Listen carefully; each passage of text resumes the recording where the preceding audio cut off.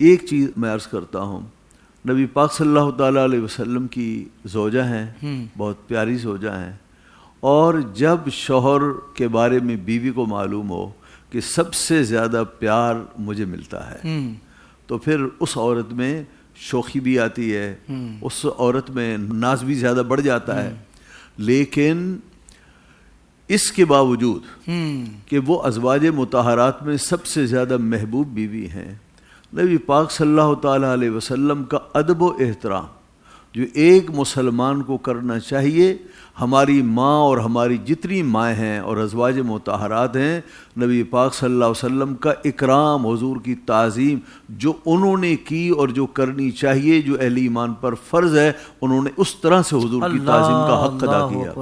میں اس کی ایک مثال دیتا ہوں۔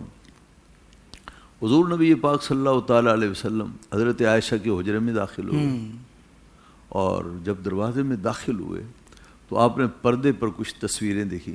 یہ جو تصویروں کے معاملات ہیں نا، تو یہ بالتدریج ہوئے ہیں، اس کی حرمت ہوئی، پھر کچھ اس میں خفت ہوئی، پھر مزید خفت ہوئی۔ یہ ان دنوں کی بات ہے کہ جب تصویر کے معاملے میں شدت برتی گئی، تو آپ نے پردوں پر تصویریں دیکھیں تو حضور جلال میں آ گئے، حضرت عائشہ کانپ گئی۔ حضور ناراض ہو جائیں تو حضور کا جلال تو اللہ کا جلال ہے، تو ایسا نہ ہو کہ ہم عتاب میں آ جاؤں۔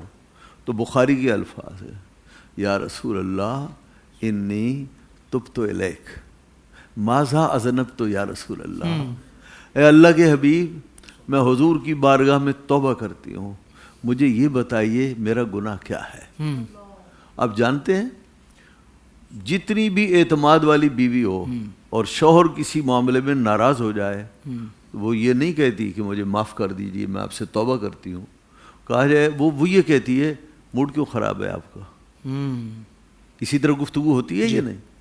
اور اگر آپ کا موڈ اور زیادہ خراب ہو تو بتاؤ گے تو میں کچھ کہوں گی نا، بتاؤ تو آپ کا موڈ کیوں خراب ہے۔